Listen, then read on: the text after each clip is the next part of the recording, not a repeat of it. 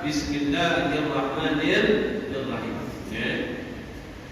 Karena itu semua dilandaskan dengan hadis baginda Nabi besar Muhammad sallallahu alaihi wasallam, sebagaimana Nabi Muhammad sallallahu alaihi wasallam beliau mengatakan, kullu amrin dibalik la yubda'u fihi bi bismillahirrahmanirrahim fa huwa adqa. Nabi sallallahu alaihi wasallam mengatakan setiap perkara yang penting, seperti mengarang kitab, seperti hal-hal yang baik, ketika di dalam perkara tersebut tidak dimulai dengan mengucapkan daripada bismillahirrahmanirrahim fa huwa adqa, maka perkara tersebut kurang berkahnya. Ya, kurang berkahnya. Wudhu tanpa kita mengucapkan bismillah kurang berkah. Mengarang kitab tanpa mengucapkan bismillah juga kurang daripada berkah.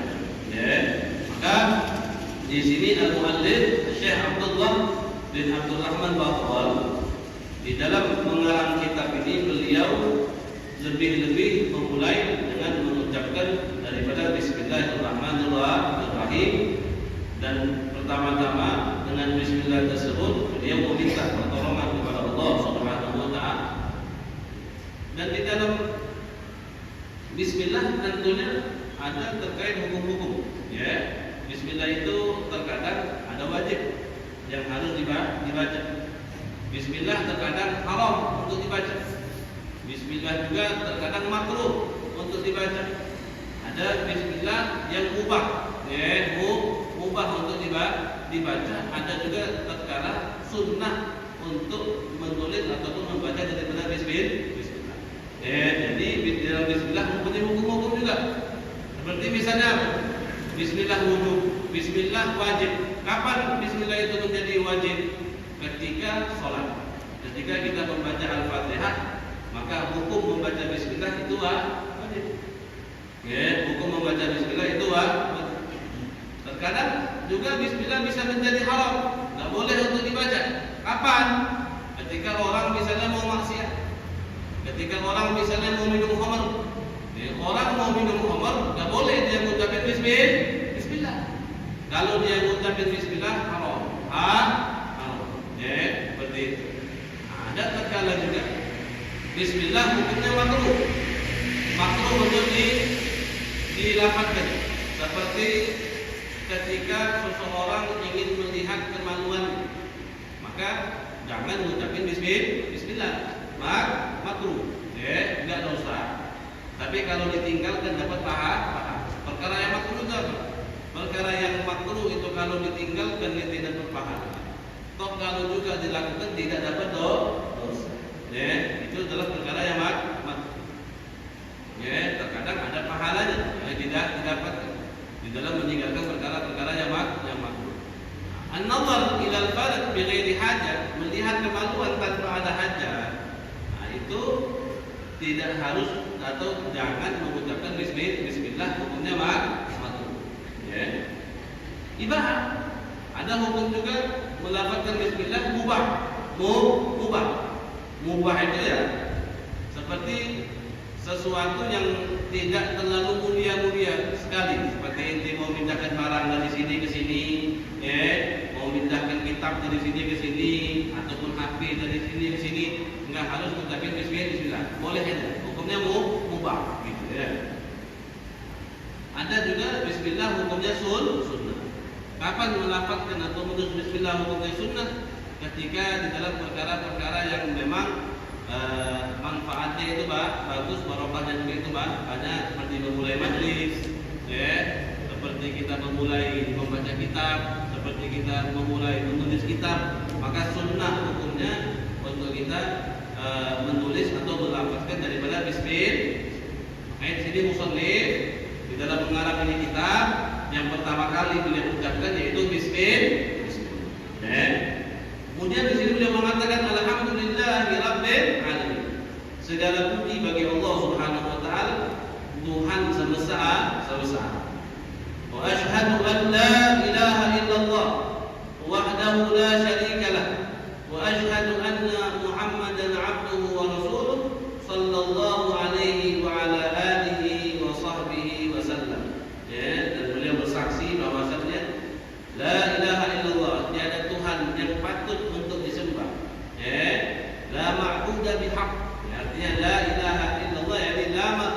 bihaqqin illallah. Tiada Tuhan yang patut untuk disembah melainkan Allah Subhanahu wa taala, dan beliau juga bersaksi bahwasannya Muhammad abduhu adalah hambanya Allah. Ya, jadi kata abdun ini lebih didahulukan daripada kata rasul. Ya, karena Nabi juga Muhammad sallallahu alaihi wasallam lebih senang apabila beliau dikaitkan sebagai hambanya Allah dibandingkan dikaitkan sebagai utusannya Allah Subhanahu wa taala. Dan banyak di dalam beberapa konteks ayat Al-Qur'an Allah Subhanahu wa taala menyebutkan Nabi yaitu hambanya Allah Subhanahu wa taala. Ya, ini adalah bentuk daripada kerendahan hatinya baginda Nabi Muhammad sallallahu alaihi wasallam. Contohnya Nabi kepada kita bahwasannya paling afdalnya makhluk, paling tingginya makhluk, paling mulianya makhluk yang tidak ada aib sama sekali pun itu lebih senang untuk dijadikan hambanya Allah melainkan disebut sebagai utusannya Allah Subhanahu wa taala. Dalam satu hadis itu mengatakan la tadruni kama ataratin nasara Isa bin Maryam, kalian jangan sanjung aku, jangan lebih-lebihkan aku sebagaimana orang-orang Nasara melebihkan Isa bin Maryam. Kita mau memuji Nabi silahkan puji setinggi-tingginya, mau memuliakan Nabi silahkan muliakan setinggi-tingginya, tapi jangan sampai kemuliaan atau pujian tersebut melebihi daripada kapasitasnya Nabi Muhammad SAW. Seperti orang-orang Nasara, mereka meninggikan, memuliakan, mengagungkan Nabi Isa alaihissalam melebihi daripada kapasitasnya, sehingga mereka menganggap Nabi Isa itu adalah Tuhan, bukannya nah. Ini juga bentuk daripada kerendahan hati baginda Nabi Muhammad sallallahu alaihi wasallam. Di pelajaran tauhid di dalam al-Qur'an Nabi Muhammad sallallahu alaihi wasallam kita juga pernah belajar di dalam salah satu hadis Nabi sallallahu alaihi wasallam mengatakan jangan kalian agungkan aku atau lebihkan aku daripada Yunus bin Matta. Ya, ada kita lewat begini hadis yang mana ditafsirkan dengan beberapa tafsiran dan beberapa syarat. Salah satunya yaitu kerendahan hatinya baginda Nabi Muhammad sallallahu alaihi wasallam. Kalau mau kita bilang siapa yang lebih afdal antara Nabi Yunus dan Nabi Muhammad sallallahu alaihi wasallam, mutlak, secara mutlak, tidak ada keraguan, tidak ada perbedaan pendapat, tidak ada yang melenceng daripada pendapat ini. Semua daripada ulama Islam sependapat bahwasanya Nabi Muhammad sallallahu alaihi wasallam afdalul khalqi 'ala al-itlaq. Nabi adalah paling afdalnya makhluk secara mutlak baginda Nabi Muhammad sallallahu alaihi wasallam. Ketika kita berbicara makhluk, maka masuk di situ malaikat, masuk di situ arsy, masuk di situ surga, neraka, dan semuanya ciptaan Allah Subhanahu wa taala. Sallallahu alaihi wa ala alihi wa sahbihi wasallam. Dan kemudian di sini beliau bersalawat dan mengucapkan salam atas baginda Nabi Muhammad sallallahu alaihi wasallam. Salat dan juga salam itu harus selalu dikaitkan. Ya, harus selalu dikaitkan. Ketika kita mengucapkan salawat kepada Nabi, maka kita juga harus mengucapkan salam juga kepada baginda Nabi Muhammad sallallahu alaihi wasallam.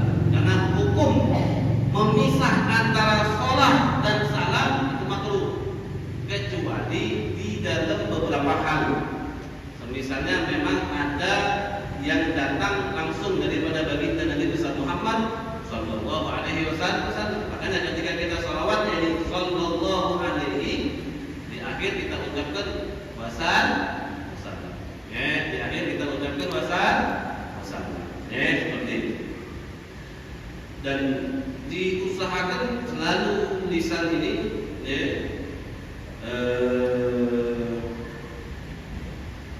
untuk selalu mengucapkan daripada salawat kepada baginda Nabi Muhammad sallallahu alaihi wasallam. Juga diusahakan di setiap kita punya buku kita tulis salawat kepada baginda Nabi Muhammad sallallahu alaihi wasallam. Karena ada hadis yang mengatakan man shalla alaihi fi kitab lam tazalil malaikatu tastaghfir lahu ma dama ismi fi dzalikal kitab. Nabi mengatakan, man shalla alayya fi kitab, barang siapa yang bersalawat kepadaku di kitab.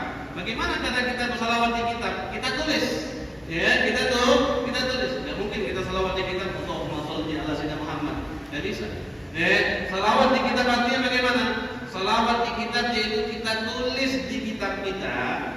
Salawat kepada baginda Nabi besar Muhammad sallallahu alaihi wasallam. Allahumma shalli ala sayyidina Muhammad wa ala alihi wa sahbihi wasallam. Nabi mengatakan barang siapa yang bersalawat kepada di kitab, kata Nabi, lam tazalil malaikatu tastaghfir lahu ma dama ismi fi dzalikal kitab. Selagi nama aku, kata Nabi, ada di kitab itu, maka akan selalu malaikat itu mendoakan, meminta ampun kepada Allah untuk selagi nama Nabi itu ada dalam kitab. Jadi kita punya kitab nih, tulis Allahumma shalli ala sayyidina Muhammad wa ala ali sayyidina Muhammad. Maka insya Allah selagi nama Nabi di situ, malaikat selalu meminta ampun untuk Mabadu. Kemudian beliau mengatakan fahada mukhtasarun. Beliau mengatakan fahada, maka ini kitab mukhtasar. Mukhtasar itu apa? Mukhtasar itu maqalla lafzuhu wa kathura makna. Sesuatu yang qalla lafzuhu, lafadznya sedikit, kathura maknahu, tapi maknanya banyak. Ini kitab ini kan ringkas, tipis. Walaupun kitab ini tipis, tapi kathura makna. Tapi makna yang terkandung dalam kitab ini itu banyak. Itu dinamakan dengan mukhtasar. Makanya beliau bilang fahada mukhtasarun. Maka ini adalah mukhtasar, ringkasan. Atau sesuatu yang sedikit lafaz. Fi ma la budda li kulli muslimin min ma'rifatihi. Tapi walaupun ini ringkasan, tapi fi ma la budda li kulli muslim, ringkasan yang seperti ini diharuskan bagi setiap muslim. Apa yang diharuskan bagi setiap muslim di dalam ringkasan ini? Min ma'rifatihi, diharuskan bagi kita untuk mengetahui ini, au ma'rifati mithlihi, atau mengetahui yang seperti kitab ini. Jadi walaupun ini hanya ringkasan, tapi ini wajib untuk kita pelajari. Wajib untuk kita pelajari. Min furudi thaharah. Dari apa aja sih? Ringkasan itu tergantung apa saja di sini dalamnya. Min furudi thaharah, daripada fardu-fardunya thaharah bersuci, wassalati, daripada tentang salat, wa ghairihima, dan selain itu nanti ada zakatnya, nanti ada hajinya, nanti ada umrohnya, nanti ada bab jual belinya mungkin. Ada sedikit bab jual beli dibahas di sini. Nanti ada tentang puasanya, nanti ada tentang jenazahnya. Jadi walaupun ini kitab ringkas, tapi pembahasan yang ada di dalam kitab ini, makna yang tergantung di dalam kitab yang ringkas ini itu begitu banyak daripada hal-hal yang memang wajib untuk kita pelajari. Maka fayajibu ta'allumu, maka wajib dari kita hukumnya ta'allumu, mempelajari daripada ini kitab. Wa ta'limuhu, dan mengajarkan ini kitab. Jadi sebelum kita mengajarkan, kita belajar dulu. Jangan istilahnya mau mengajarkan orang tanpa belajar. Maka hukum yang pertama sebelum mengajar itu yaitu ta'allum, belajar. Ta'allum dulu baru kita mengajarkan orang. Jangan kita ngajarkan dulu baru kita belajar. Itu sah.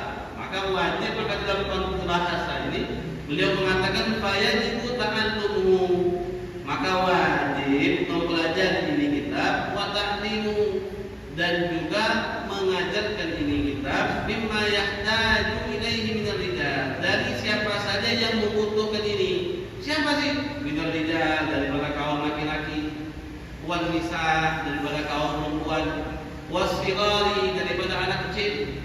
Anak kecil semasa dia kecil, bukan artinya dia yang kecil dan kita ajarkan, enggak. Seharusnya anak yang masih kecil itu, apalagi yang sudah beranjak di dalam usia mumayyiz. Mumayyiz itu apa? Mumayyiz itu anak kecil yang sudah bisa makan dewek, makan sendiri, minum sendiri, cebok sendiri, itu namanya anak yang sudah mumayyiz. Ya, anak yang mumayyiz apa? Mumayyiz itu anak yang sudah cebok sendiri, minum sendiri, makan sendiri, itu disebut dengan anak yang mumayyiz. Anak yang mumayyiz, walaupun ketika dia meninggalkan sholat tidak mendapatkan dosa, tapi ketika dia sholat, sholatnya sah dan mendapatkan pahala. Ya, jadi ketika dia meninggalkan sholat, yang dosanya bukan anaknya, tapi orang tuanya. Kenapa tidak mengajarkan atau memerintahkan anak itu sholat? Jadi sembari anak itu kecil, mudah kita ajarkan wudhu bagaimana, sholat bagaimana. Makanya kitab ini walaupun kecil, anak kecil juga butuh untuk belajar ini. Wal abidi wal ahrar, dan budak-budak, wal ahrar, dan anak orang-orang yang merdeka. Abid ini hamba sahaya. Kenapa beliau dibilang abid di sini? Karena di masa beliau itu masih ada budak, masih ada hamba sahaya. Makanya beliau bilang membutuhkan ini kitab bukan hanya orang yang merdeka, tapi al-abid hamba sahaya pun butuh untuk belajar. Karena walaupun dia budaknya seseorang, maka tidak terlepas daripada dia hukum-hukum Islam. Yang namanya budak tetap wajib sholat, yang namanya budak tetap wajib puasa, yang namanya budak tetap wajib untuk menjaga hubungan dia sama Allah Subhanahu wa taala. Ya. Nah, seperti itu. Maka kitab ini mukhtasar. Jadi kitab ini ringkas, tapi di dalam kitab ini terkandung daripada makna-makna yang begitu banyak. Nah, habis itu di sini beliau mengatakan, babut taharah. Beliau mengatakan babut taharah. Bab yang berkaitan dengan at-taharah, bersuci. Bab yang berkaitan dengan taharah yaitu bersuci. Kalau kita langsung ikutin ini kitab ini langsung bahas tentang furudul wudu. Terus mana itu? Airnya nggak dibahas sama beliau, ya. Karena memang metode di dalam beberapa kitab itu berbeda-beda. Tapi nanti insyaallah mulai malam ini sampai minggu depan, sebelum kita masuk ke dalam furudul wudu, kita akan bahas dulu hal-hal yang berkaitan tentang air dan yang lainnya. Sampailah insyaallah bisa kita memahami. Ketika kita sudah bahas itu semua, baru kita masuk ke dalam bab furudul wudu. Ya. Sekarang beliau mengatakan bab taharah. Bab yang berkaitan dengan at-taharah. Taharah itu bisa dibaca 3 bacaan.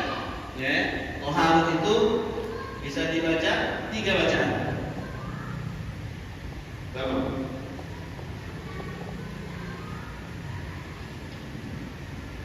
Kalau bahasa Palembangnya ini apa ya?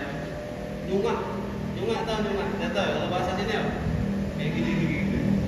Nah, kalau bahasa Palembangnya nyungak, bahasa Palembang. Tidak tahu kalau bahasa sini apa? At-taharah itu ada 3 bahasa dan 3 definisi ya. Ente bisa sebut dengan fathah at-taharah. Ente juga bisa sebut dengan at-taharah. Ada at-taharah, ada at-taharah, ada juga at-taharah. Ada 3 bahasa. Ya, ada at-taharah, ada at-taharah, ada juga at-taharah. Semua ini mempunyai makna yang berbeda. At-taharah beda artinya, tapi nanti kita akan masuk di dalam pembahasan ini. Ini yang penting. At-taharah. Nanti kita akan jelaskan at-taharah secara rinci nanti insyaallah. Jadi bisa disebut at-taharah, bisa disebut at-taharah, bisa juga disebut dengan at-taharah. Sebelum kita masuk ke at-taharah ini apa? At-tuharah ini adalah sisa daripada air yang digunakan. Itu namanya at-tuharah. At-tuharah apa? Sisa air yang digunakan. Itu namanya at-tuharah. Ya, ana minum nih. Ana minum. Sisa. Ini namanya at-tuharah. Tapi sebenarnya lebih enaknya ke ember yang kita pakai. Ya, itu namanya at-tuharah. Ya, jadi air yang sisa. Dari air yang digunakan itu namanya at-tuharah. Ya. Ada yang disebut dengan at-tiharah. At-tiharah ini zat ataupun benda yang biasanya dipakai berbarengan dengan air. Seperti apa? Seperti sabun, sabun, ya, atau pewangi, ataupun backclean, ataupun apa yang dibuat baju, itu disebut dengan at-tiharah. Ya, zat yang biasa digabungkan atau ditambah dengan air. Mandi pakai air, ya, habis pakai air pakai sabun. Nah, sebutan sabun ini dalam istilah bahasa Arab itu namanya at-tiharah. Ya, itu namanya at-tiharah. Habis itu baru at-taharah. Ya, sekarang kita masuk ke dalam pembahasan at-taharah.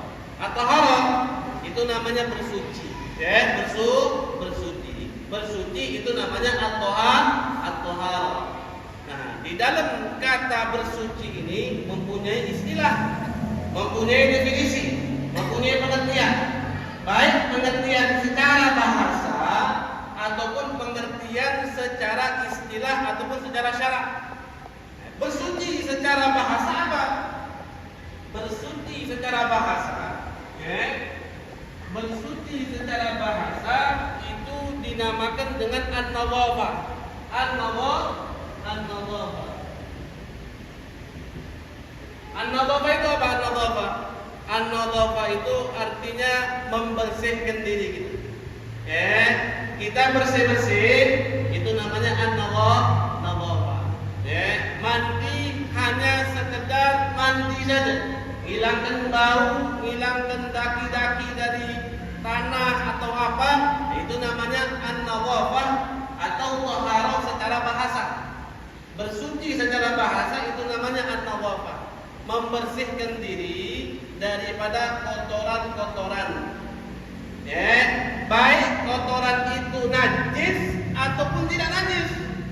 Karena ada kotoran atau sesuatu yang menjijikkan dibilang najis, ada juga sesuatu yang menjijikkan tapi tidak dibilang najis. Seperti apa? Seperti kita punya ingus. Ingus najis kayak ingus. Ingus najis kayak ingus. Najis kayak ingus. Enggak. Ya, ingus enggak najis.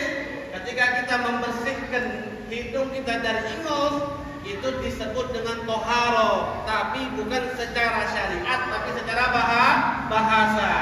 Ya, dikatakan toharo, tapi pengertiannya bukan masuk kepada pengertian syariat, bukan, tapi masuk kepada pengertian bahasa. Karena pengertian bahasa daripada kata toharo itu an-nadhafatu minal ajdari wa in kanat al-ajdaru tahiratan. Membersihkan diri dari sesuatu yang menjijikkan atau sesuatu yang kita anggap kotor, walaupun yang kotor itu, yang menjijikkan itu sesuatu yang suci, bukan sesuatu yang najis. Seperti al-bukhar, seperti al-busaq, seperti ingus, seperti apa namanya, air liur. Air liur itu enggak najis. Ya, air liur enggak najis, tapi kita enggak boleh minum air liur orang lain, enggak boleh. Ya, boleh enggak hukumnya minum air liur orang lain?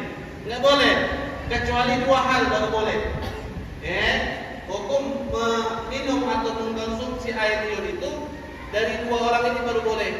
Pertama apa? Air liurnya istri, enggak apa-apa. Tapi bukan air liur yang sudah dilepehkan, bukan. Ya, kalau bini inti beludak, habis itu ambil bahlul itu namanya. Ya, itu namanya orang bahlul. Tapi kalau di saat dia tadi, penciuman tadi ada interaksi antara kulit ke kulit, dari situ ngadalah air liur, nggak apa-apa, nggak haram, nggak haram. Kemudian air liurnya orang wali, ketika orang wali tersebut memberikan barokahnya atau kita minta barokah biar kita diludahin, nggak apa-apa. Nggak apa-apa. Itu tidak haram. Tapi kalau air liur selain dua itu kita konsumsi, hukumnya haram. Nah, jadi pengertian tohar, masuk ke sini lagi. Udah ingat, udah catat. Nanti kalau bisa dicatat gitu ya. Jadi nggak lupa. Karena yang kita bahas ke depan ini baru awal. Ke depan lebih banyak lagi, lebih rumit lagi, lebih ini lagi. Jadi diusahakan untuk dicerna, ya. Karena nggak bisa kita memahami bab yang selainnya tanpa kita memahami ini dulu. Karena ini awal ini yang paling penting, membuka daripada jalur pikiran kita sehingga bisa sampai ke semua hal. Bisa sampai ke semua hal. Kayak kenapa anak minta harus ada ini, karena ini memang lebih enak dijelaskan kalau ada papan tulis. Jadi at-taharah secara bahasa itu dikatakan dengan an-nadhafah. Jadi membersihkan diri dari sesuatu hal yang menjijikkan, baik itu atau sesuatu hal yang kotor, baik itu yang suci, atau al-khubus minal ajnas, atau ada sebutan lain lagi ya. Secara bahasa lagi, ini luwatan ya. Anak tulis Indonesia, bersuci secara bahasa, itu membersihkan diri dari sesuatu yang kotor, baik yang kotor itu suci, nggak harus najis, karena ini pengertian secara bahasa. Ini pengertian secara bahasa. Atau khulus minal ajnas, membebaskan diri kita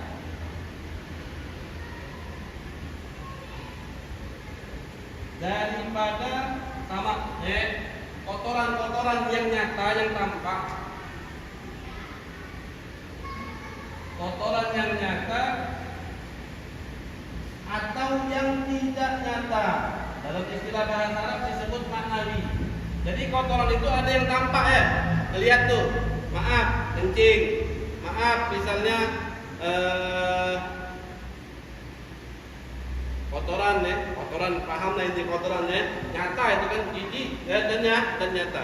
Ada kotoran yang nggak tampak, tapi harus dibersihkan.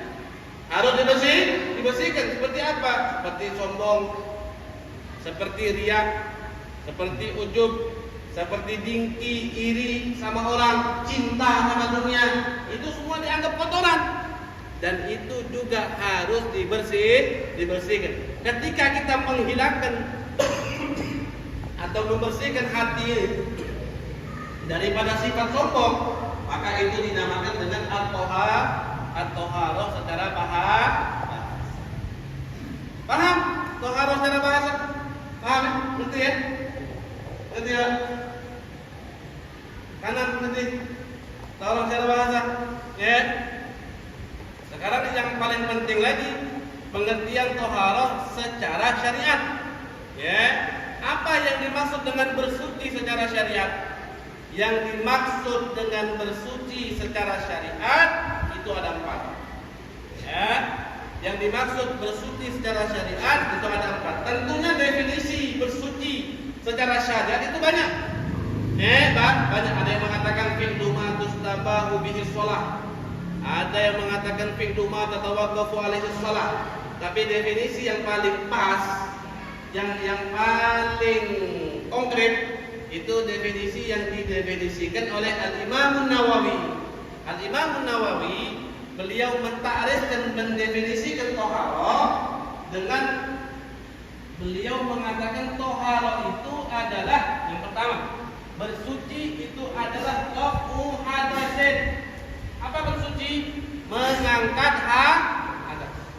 Ya, apa? Yang pertama, rafu hadas, mengangkat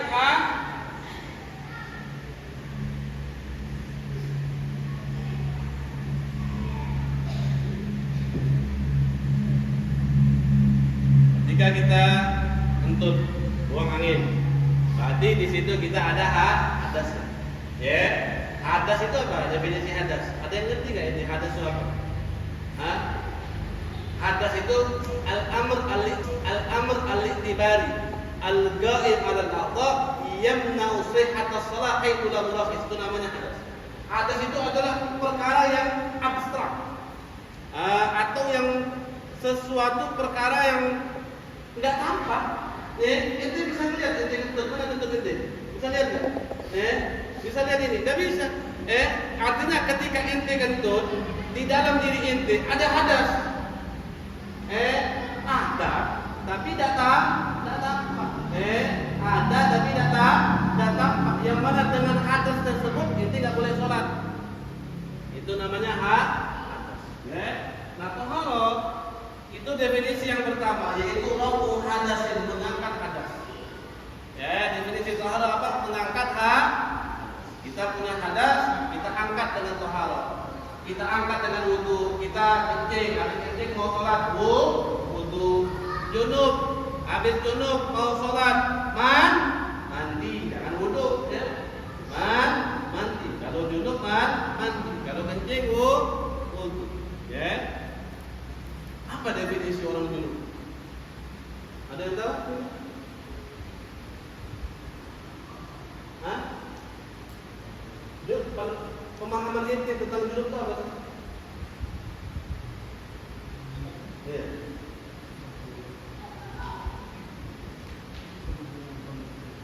Hubungan suami istri itu dikatakan junub. Habis apa lagi? Apakah orang harus berhubungan dulu baru dikatakan junub?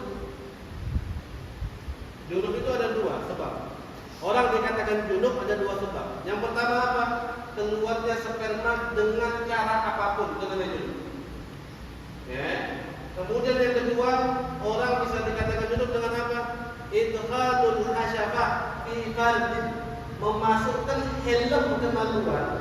Helm, bukan semua kemaluan, tapi dengan masuknya helm kemaluan ke kemaluannya perempuan, sebatas helm itu. Misalnya ada orang punya helm kayak gini, masuk semua helmnya, semua kemaluannya masuk, tapi helmnya masuk semua, maka itu dikatakan junub walaupun nggak keluar sperma.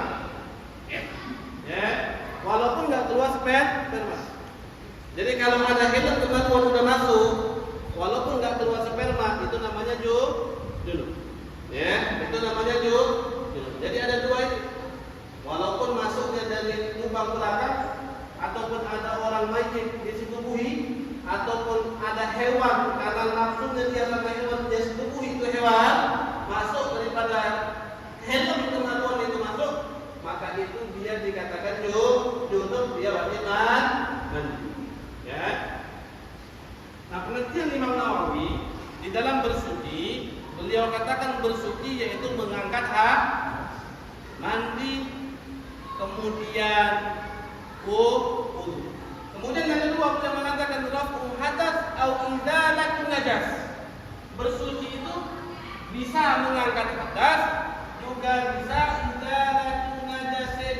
Apa izalatun najas? Menghilangkan najis.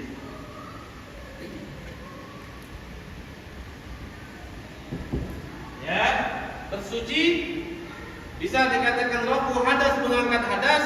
Juga yang kedua yaitu izalatun najasin, menghilangkan najis. Menghilangkan najis juga dikatakan bersuci.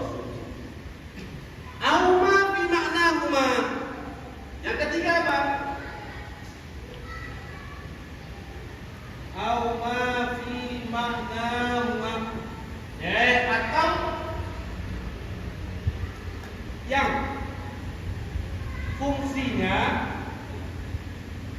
Atau yang fungsinya sama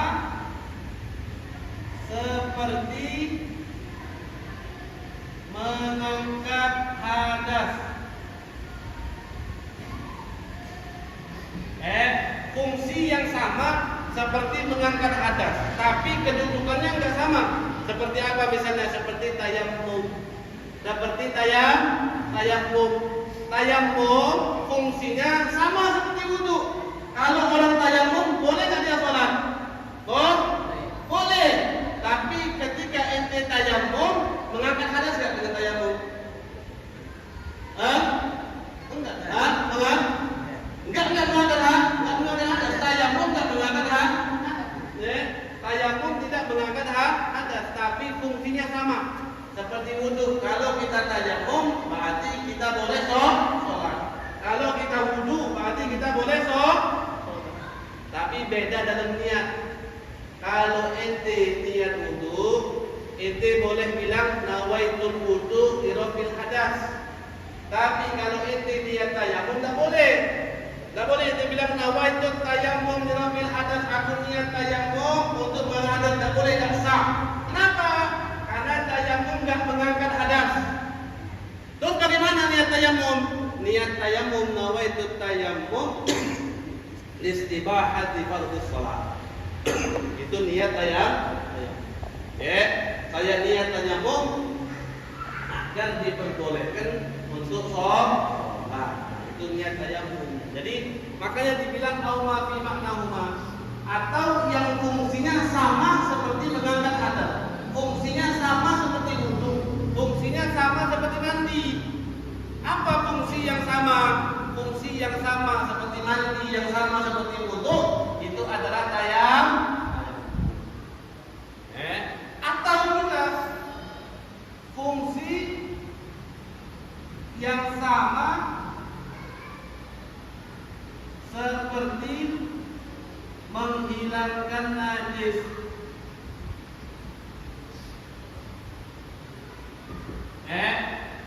Apa fungsi yang sama di dalam menghilangkan najis? Ini kan yang kedua, apa definisinya? Menghilangkan najis.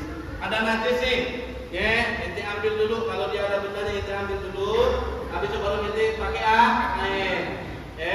Kalau pakai air, udah pasti hilang kan najisnya? Udah pasti.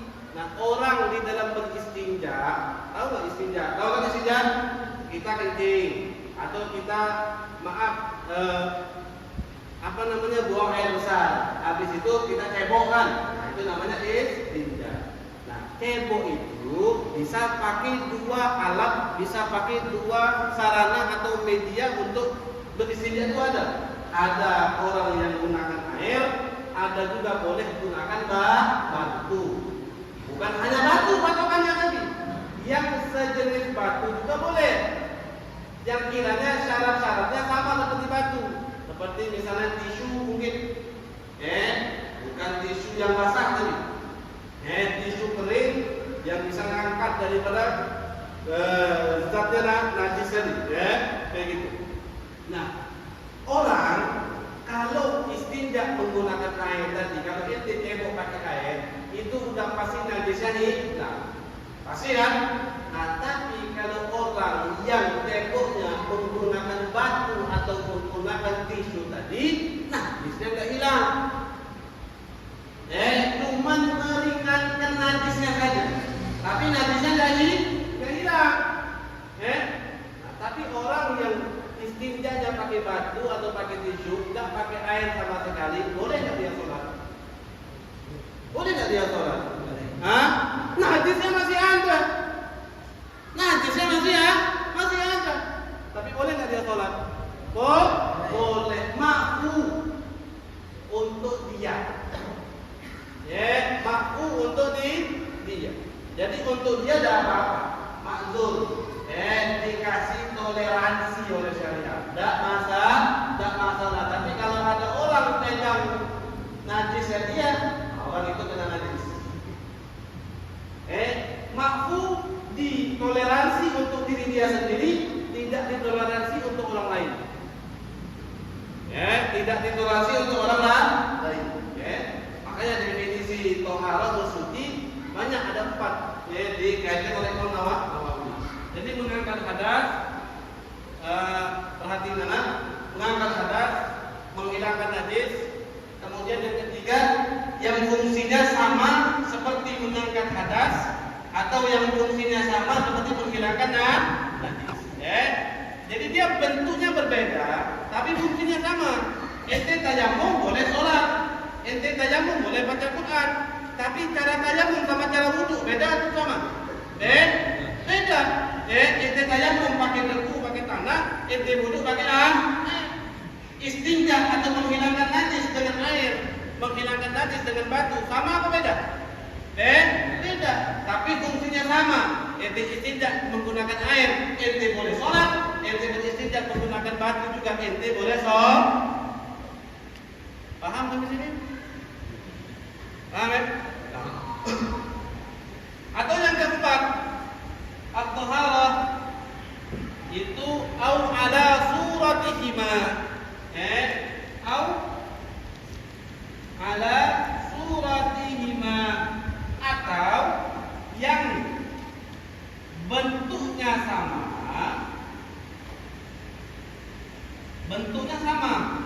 caranya sama, tapi fungsinya berbeda.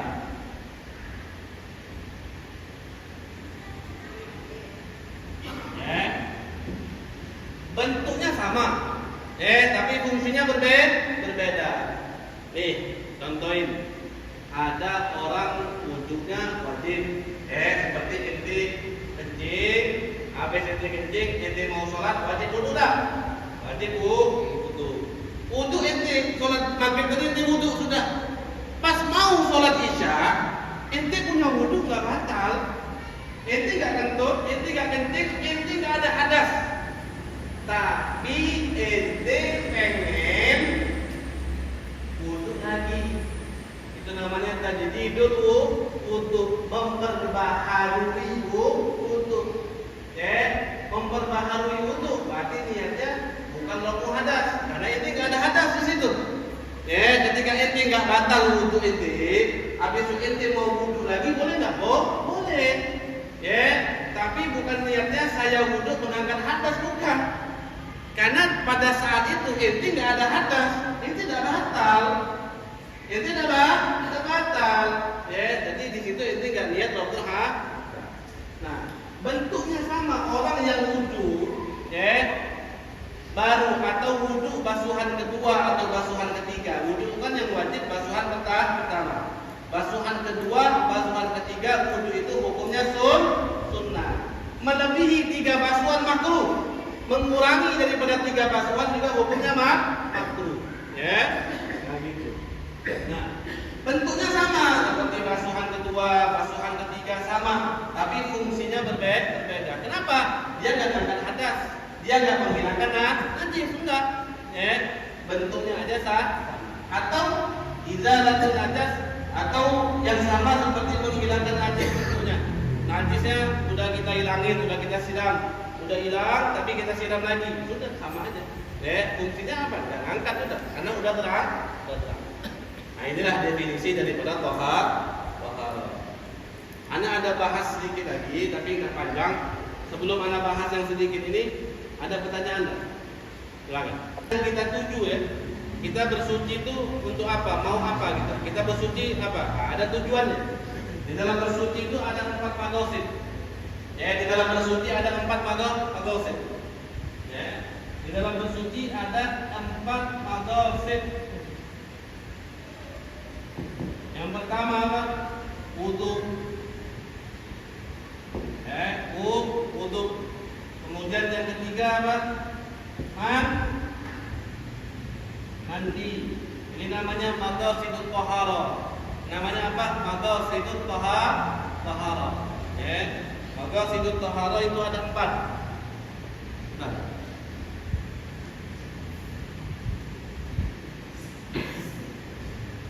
Mandi, 2. Yang ketiga tayamum.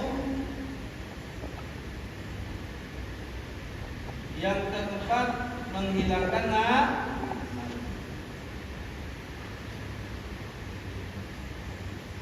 ini disebut dengan maghasid. Maghasid. Jadi sesuatu yang kita tuju nih ketika kita bersuci, yaitu wudu, mandi, tayamum, menghilangkan menghilangkan najis. Itu namanya maghasilul taharah. Ada juga yang dinamakan dengan wasailul maghasil. Wasailul maghasil ini perantara. Ya, ketika kita wudu kan ada perantaranya. Itu wudu pakai apa? Wudu pakai air. Ya. Ketika ente mandi pakai apa? Mandi pakai air. Ketika ente tayamum pakai apa? Pakai debu. Ketika ente menghilangkan najis pakai apa? Ada pakai air. Ya. Ada juga nanti adabil di nyamak. Nyamak itu tathiru jildil maitah, yaitu mensucikan kulit bangkai.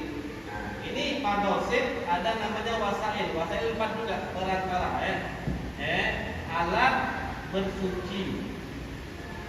Ini namanya alat bersuci. Alat bersuci apa yang pertama? 1A, orang wudu pakai air, orang mandi pakai air, orang menghilangkan najis juga pakai air. Ya, yang pertama. Kemudian yang kedua, tanah atau debu tadi. Tanah atau debu dipakai untuk apa? Untuk tayamum atau tadhir najasatul kalbi wal khinzir, atau untuk mensucikan najis anjing atau babi. Salah satu cara mensucikannya dengan tanah. Ya kan? Ada najis anjing. Gimana cara mensucikannya najis anjing tadi? 7 kali basuhan, salah satunya dengan ya. Habis itu yang ketiga, hajar, batu atau sejenisnya. Ya. Kemudian yang keempat yaitu ad-dabil, yaitu nyamak. Bahasa sini nyamak. Yaitu mensucikan kulit bangkai. Dengan cara disamak. Dengan cara disamak. Nanti insyaallah caranya ataupun pengertian yang lebih lanjutnya nanti kita bahas sesuai dengan bab-babnya nanti. Satu persatu. Tapi ini perlu kita terangkan, perlu kita bahas karena memang tidak ada di kitab. Nanti insyaallah di minggu depan Ana jelasin secara ringkas pengertian tentang air-air. Ya, ada air yang mutlak, ada air yang tidak mutlak, yaitu air yang ada air yang mutlak. Air mutlak apa? Air yang suci dan mensucikan. Ada air yang tohir, air yang suci tapi tidak mensucikan. Ada air yang najis. Ya, nanti kita rempetin 3 hal ini, kita bahas satu persatu. Maka setelah itu insyaallah baru kita masuk ke dalam bagian yaitu wudu. Ya. Mau jam 9